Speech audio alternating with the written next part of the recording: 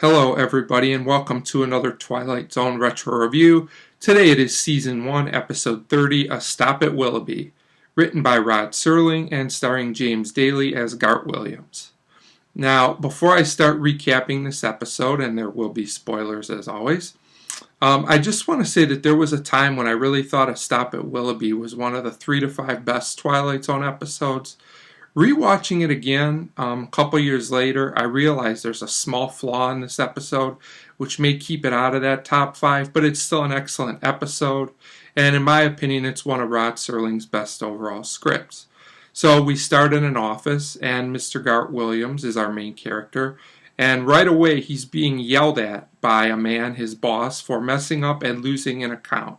Now, granted, if you lost an account, you'd probably be corrected or reprimanded, but this guy's really over the top. He keeps yelling, push, push, push, push, push, push, which I'm not going to keep doing, but this guy just keeps doing this. It's very, very irritating, but that's the point, as it really shows the stress of our main character, who you can tell is really upset.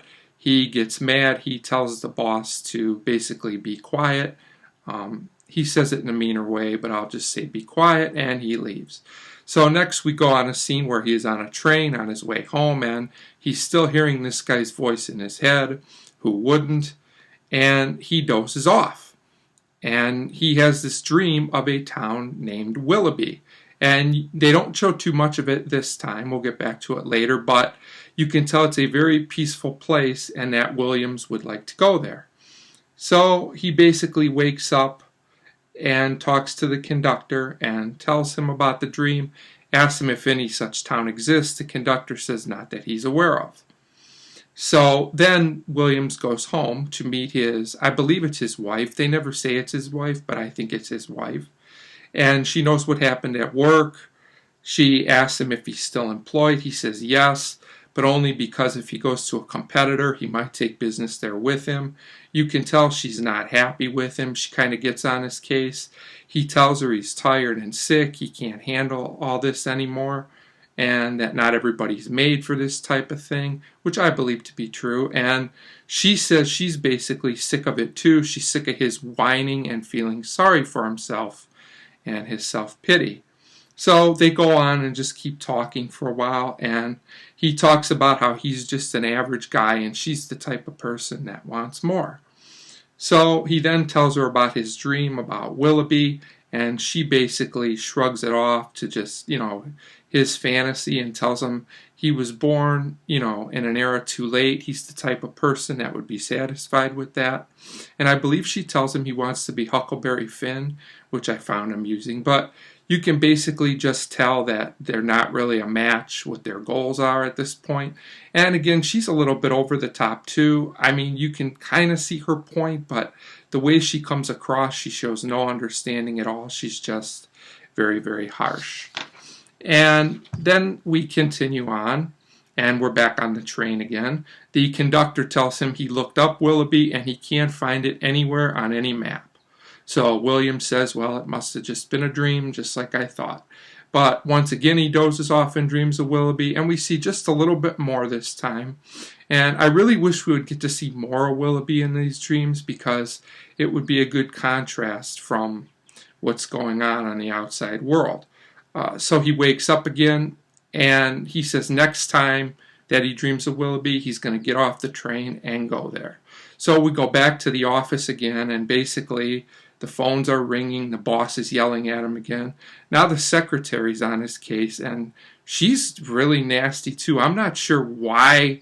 I know that these characters had to be this way to show his distress and wanting to get away, but I think it's a little bit too much over the top. The way this is shown, where everybody's just so mean all the time. So he gets upset again. He goes into the bathroom and he sees the boss yelling push, push, push in the mirror. He breaks the mirror, and that's basically it. He decides he has to go home. Now we go back to the train again, and he dozes off again. And this time he does get off at Willoughby, just how he says he will. This time we do get to see more of Willoughby, but still not as much as I would like. But we do get to see more of it. and he seems very happy there, Williams. Well, we find out a few minutes later, and this is the big twist of the episode, that he is actually passed away, that they say he jumped off the train. So what basically happened is he went to Willoughby permanently because he is at peace. And then we get one final scene where the funeral home car is going to take him away, and it says Willoughby and Sons on the back of the car. Now, I really like the concept of this episode. I like the fact of him creating a place to get away to, and him being at peace at the end of the episode because he finally gets to go to his perception of Willoughby. But I do feel in seeing this episode again that there's just a couple scenes too many of people just yelling at him and getting mad at him.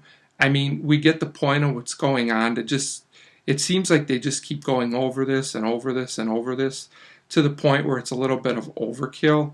And I think if we would have balanced that out with a little bit more of Willoughby, it would have been an even greater and more effective episode. But I really remember the first time I saw this episode, it really got to me a lot. I think it does lose a little bit when you view it more than once. But it's still a great episode with a great twist. And just those few minor little things. But I am going to give A Stop at Willoughby a 4.5 out of 5.